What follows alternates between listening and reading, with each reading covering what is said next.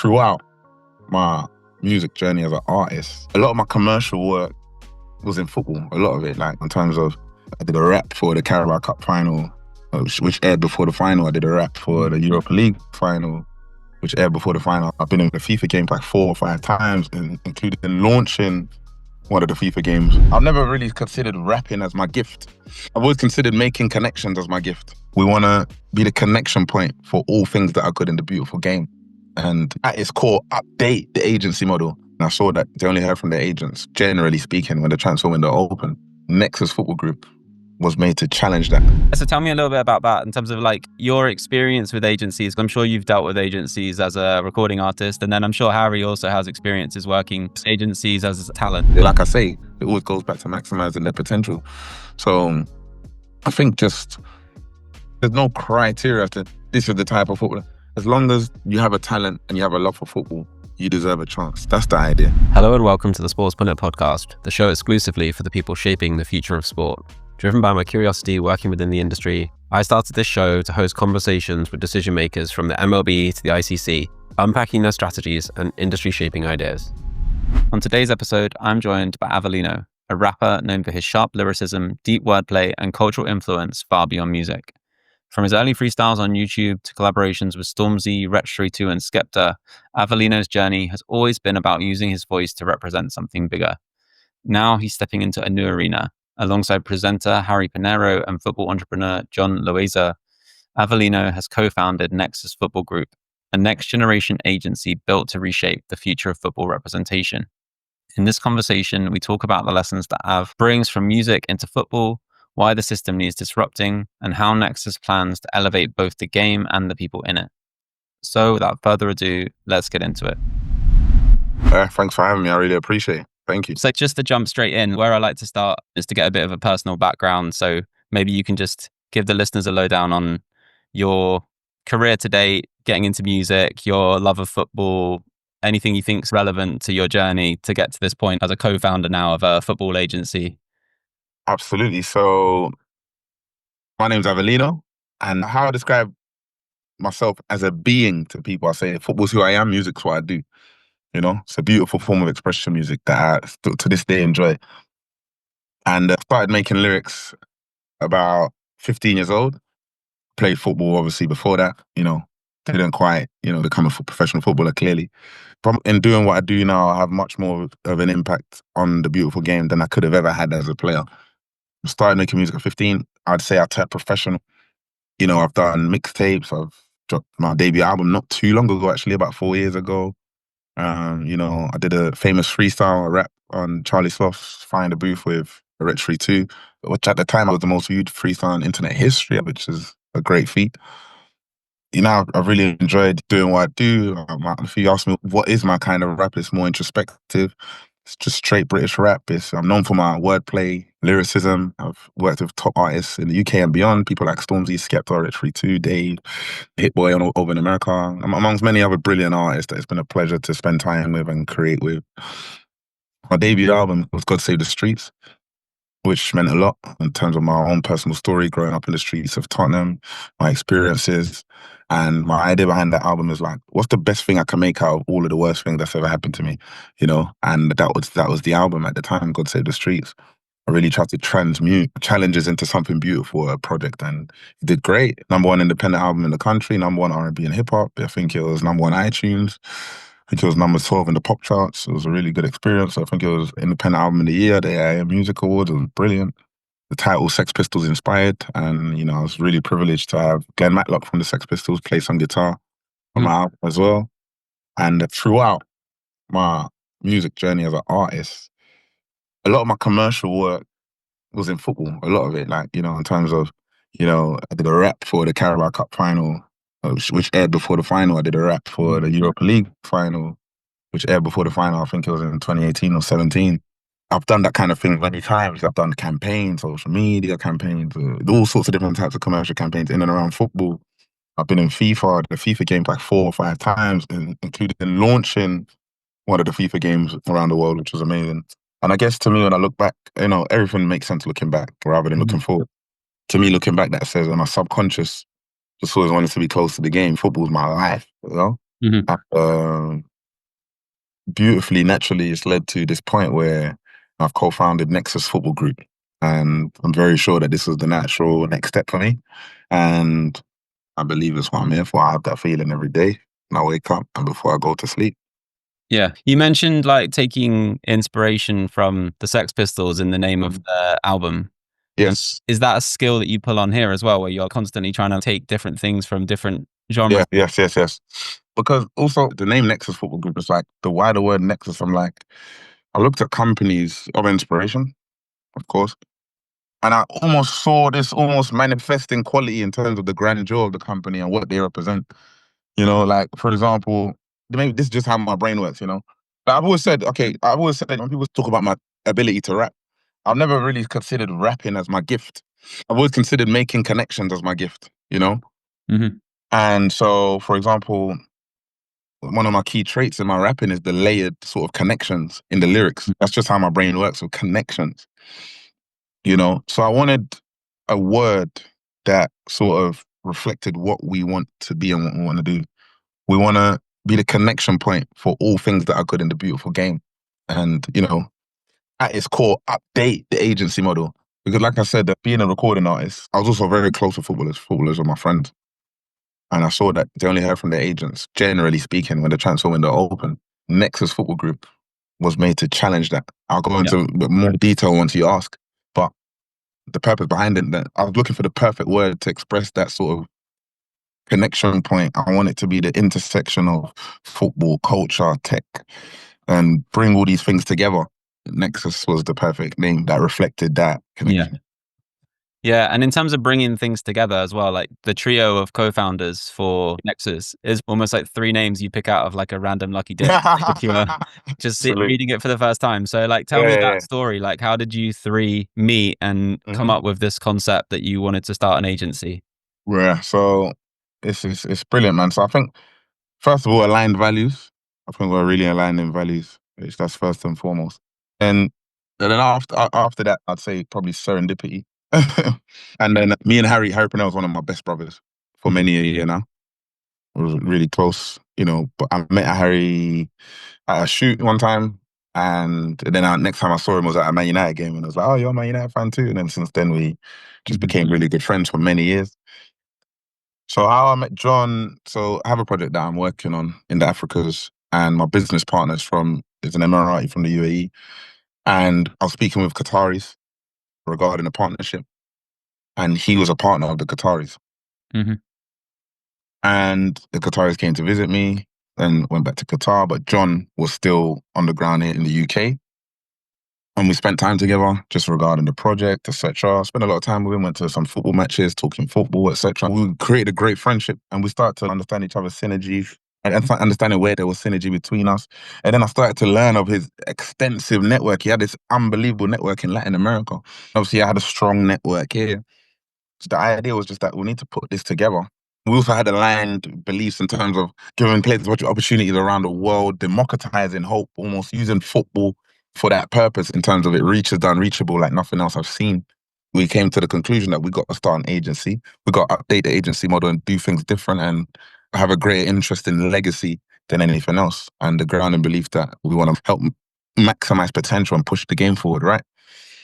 So we started Nexus Football Group. We sat with Harry as well.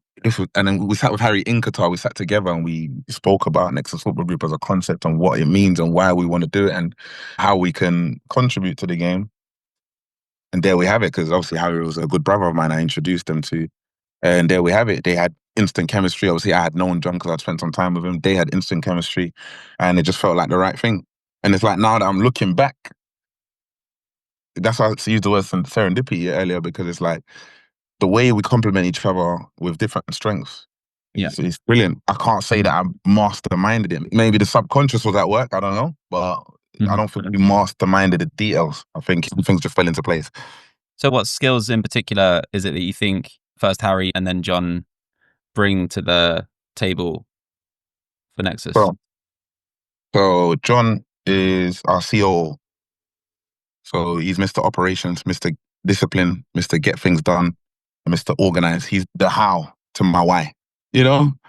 Like, I'll dream and say these crazy things on where we should go and direction-wise and vision-wise, and John instantly, his brain goes, okay, this is how we do that. You know? Maybe without a John, ideas and innovations such as this are just ideas and innovations. So that's John. I hope that sort of clarifies. He has experience as working as a football agent, right? Yeah, he has experience in football. He had some players in Portugal.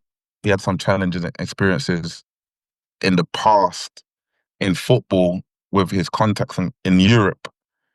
So what he did was, after a particular experience, he said, I'm going to protect my network in Latin America and wait for the moment that I find the right partners on this side of the world to protect, because his network is unbelievable. Like I said, we are Nexus Football Group's Instagram. If you have a look, we just come back from Colombia. Our first visit, before having transferred a player, for example, we're sitting down with the presidents of 7 football clubs.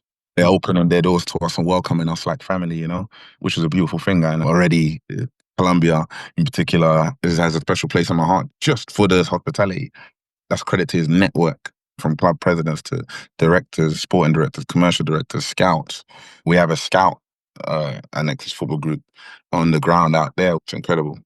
Mm-hmm. And then going on to Harry, like, he's obviously well known amongst people in the UK because he does a lot of content on YouTube, and then he also features a lot on Sky Sports. He's got like a very visible brand within media. So Harry's, his cultural influence is brilliant. You know, he's in with the young generation, but he's also, like you said, on Sky Sports and sitting with this person and this person and in football, and our love for the game aligns us. But that cultural relevance and influence from, you know, a figure like Harry Pinero being a founder of the company is so powerful, because usually companies go to cultural figures to be ambassadors for their product or their brand or whatever it is. And that area is already covered for us because our ambassador is a founding partner of the company, you know? And I think Harry, there's something brilliant about Harry is he represents staying power, because he didn't rise to fame last year. Do you get what I'm saying? So he's been in for quite a while. He's reflects staying power. He's got a strong brand. He's got a great image in terms of he's a respectable figure. He can, you know, like I said, he loves a joke and he loves messing around, which is amazing. You need to, you know, and he can hang with the young people over here, you know, doing the Foot Asylum stuff and all of that amazing cultural content. But at the same time, he can have a genuine, introspective conversation with Paul Scholes, Gerard PK, whoever it may be. So I think as chief ambassador is what I like to, which I think is the most suitable framing of Harry Pinero's role and influence. He brings great power to a company that is existing at the intersection of football, culture, technology.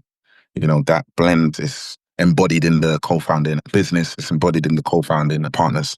Yeah. I know that another thing that's like important for Nexus is mentorship of the players. Obviously, there's a performance element to that mentorship, but having someone like Harry, I imagine, allows you a unique offering in that he's someone that's built a very credible brand within the sort of media space, and being able to guide athletes on how to build their own media brands is probably going to be an invaluable kind of difference that you can offer. Exactly. Absolutely. So we call this image management and representation, because the player's brand, you know, a player's career is short. Player career is short. So no one's telling every footballer to be David Beckham or Ronaldo or Jude Bellingham. That's not everyone's. Some people are Rodri, you know. So my point being, the reason why that area is important is because it's about whatever your image or your brand is. It's about maximizing it and monetizing it in a way that suits you to create different revenue streams for the longevity, especially the longevity after your career. You know, the number of footballers that, let's say, go bankrupt after retiring is respectfully too high for my liking, you know, which is another part of the inspiration behind what we do. So tell me a little bit about that in terms of like your experience with agencies. I'm sure you've dealt with agencies as a recording artist, and then I'm sure Harry also has experiences working with agencies as a talent. Yeah. So in terms of my own experience, I think when I say the agency model needs updating, I don't think I'm talking about just football. I think it's across the board, you know, where the client is more of a commodity in general. This is my analysis. Maybe some people have a different one, but in my perspective, the agency model across the board, the client is more or less a commodity. And I think our idea is to do things in a different way, where, you know, the relationship between the agency and the client is beyond the contract or the job or the assignment or whatever it may be, you know? So I think the agency model in general needs updating in that respect. And if we can play a part in making everyone have to do things differently, then that's what I call success, you know, because there's a difference between success and achievement, you know, which I think people get confused, which is why people will hit a milestone or get an achievement and then realize that they're not happy. There's a lot of unhappy high achievers in this world, and it's for that reason to not distinguishing the difference between achievement and success. For me to look around the agency model across the board, especially on football, people having to do things differently because of our work, is success connected to the purpose, to why. I don't know, mate, Andy, you buy a massive house, that's an achievement, you got an amazing house.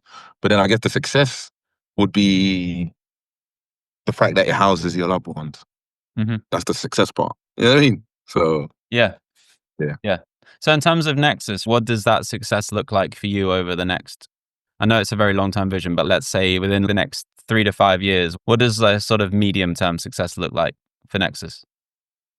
Success overall looks like I mentioned just now in terms of changing the way, if across the football industry, people are doing things differently based on having to because of what we're doing, this is a part of it. Overall, I was saying it to someone earlier, for us is that why, if someone's asked me why should we work with you? Because at the end of the day, we'll be better in 3 months than we are today. And in 3 months from then, we'll be better than we were 3 months before that. We're constantly pushing ourselves forward in order to push the game forward.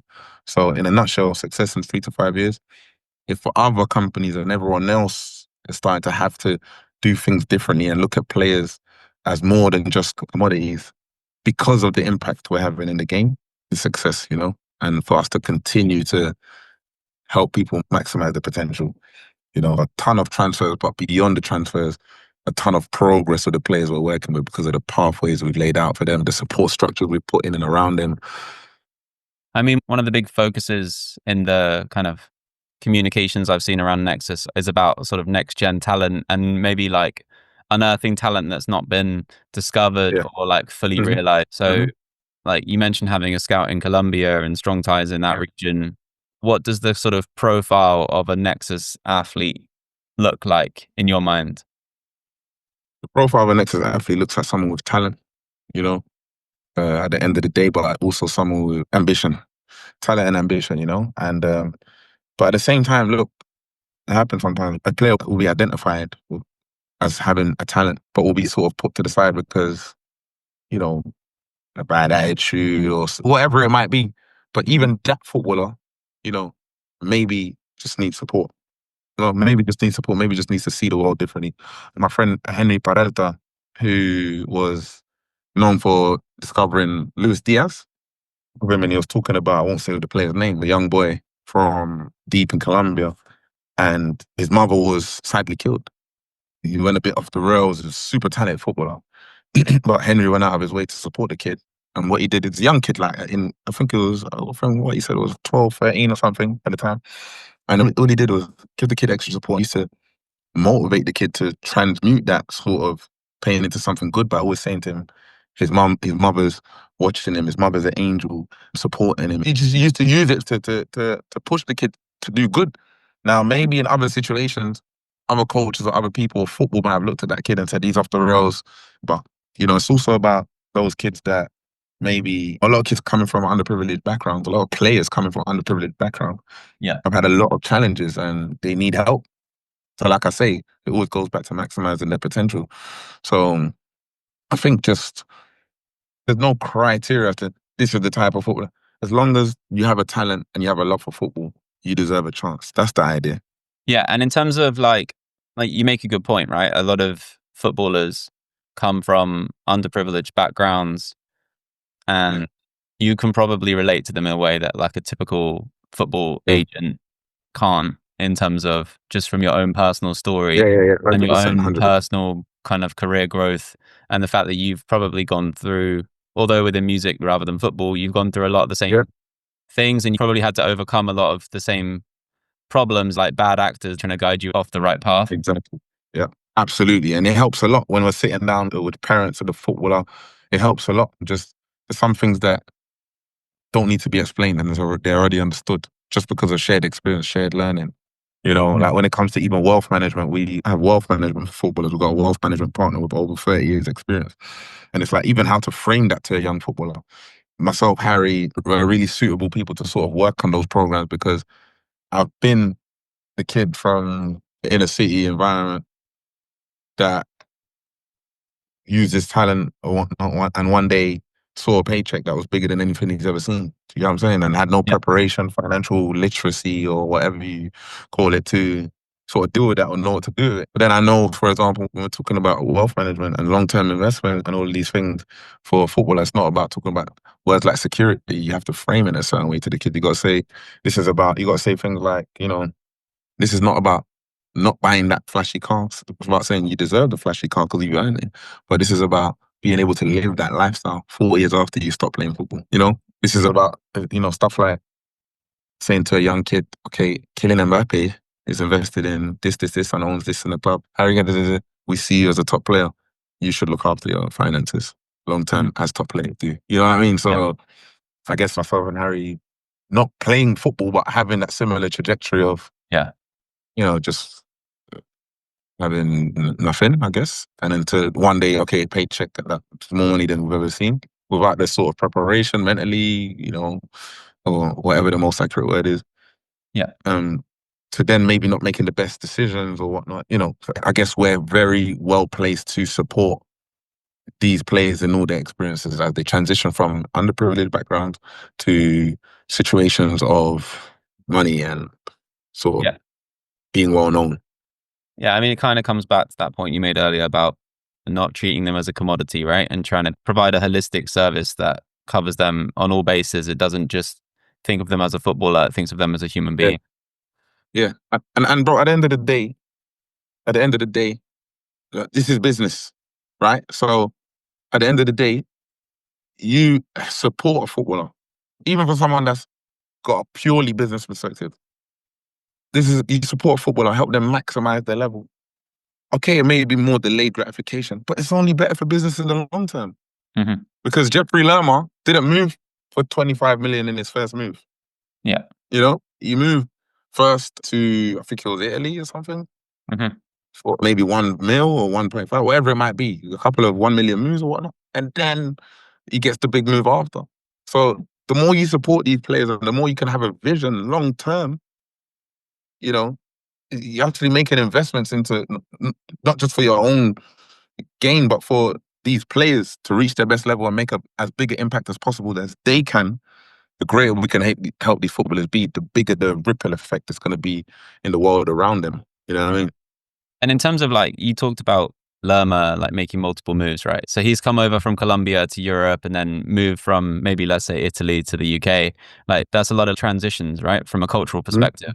Yes. Is that something like to begin with, are you looking to specialize in kind of that process of bringing talent from Colombia to Europe, almost like trying to build like a pathway for a specific segment? Obviously it's a global game, right? There's limitless options of places you could try to put your attention. Is that where your initial focus is? Yeah, so we have a player insight and development pathway specialist is what we call him, because this is literally all he does. And between him and our lead football advisor, who's got experience playing the game, Gifton Noel Williams, he's played in La Liga, he's played in La Liga 2, he's played Premier League, he's played Championship, etc. And amongst other advisors and mentors we have access to, we create plans for. So when we're talking to a footballer, we're talking to the clubs, because the club fits the pathway we've set out for the footballer. And a lot of the times we're very interested in terms of what's the setup around the footballer. You know, when he moves, who is he going to move over? How's he going to live? Is he going to move as his parents? Is he going to, is his old man? Oh, that's a big bonus. Oh, his sister's going to come over as well. All of these things really matter because, like you said, culturally, it's a big change. So you got to plan these routes. So, for example, oftentimes, even down to the clubs we identify for a footballer, you know, is there a Spanish-speaking contingent there? All of these things play a part in our decision making. So, you know, specialize is a really strong word, and you have to prove it to claim that word. The idea is that from the work we do over the next months, over the next years, people will consider us to specialize in this. Okay. And then the other part, I guess, from reading a little bit about what your plans are for the future, there's a concept which is essentially trying to leverage wearable data.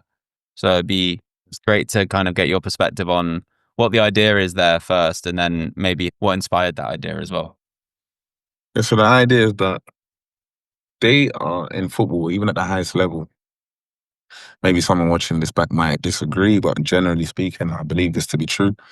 It's quite basic, right? So the idea is that we, through research, discover new data that doesn't exist to essentially push the game forward.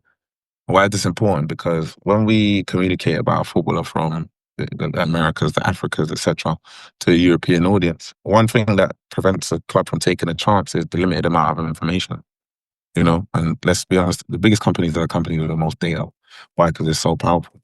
And you have a scout with a scout's critical opinion and maybe a trusted opinion on a footballer, but when it's backed by numbers, it creates a different leverage for a football club, that the selling club, in terms of knowing what they're selling, in terms of the footballer himself, in terms of being able to play and improve and having access to, let's say, an elite coach, no matter where he is in the world.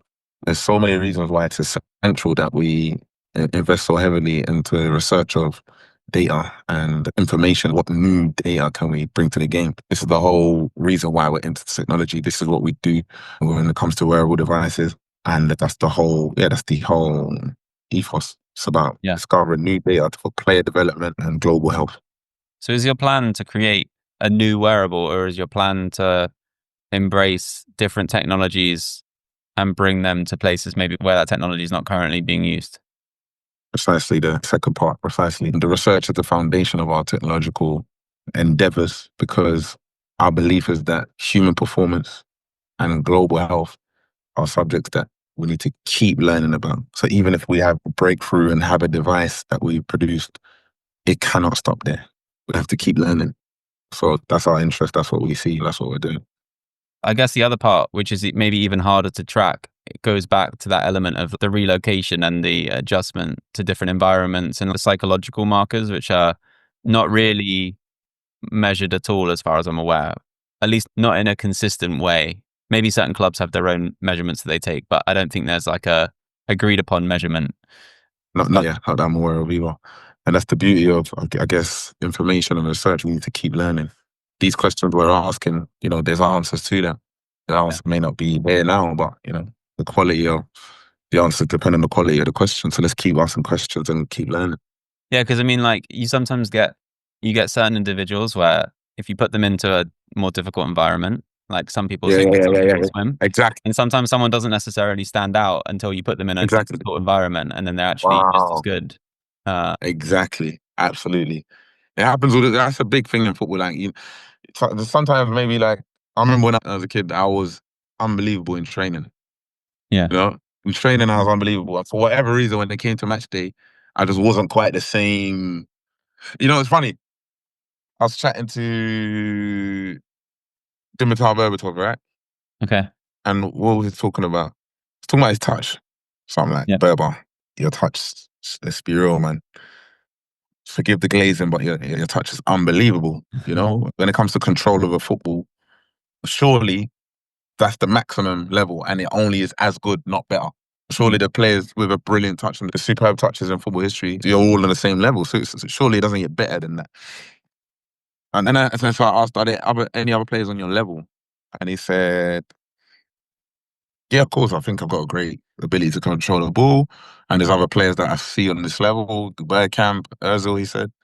Mm-hmm. He said, but there's two players that have a better touch than all of us. Or than me, he said, sorry. And then I said, which two players? And then I just think it links kind of to what you said. He said, Zidane and Iniesta. He said, I said, right, interesting. Why? Because obviously their touch is unbelievable, but I feel like you can control the ball the same. Yeah. He said, because their touch is the same in the final. Exactly the same. Yeah.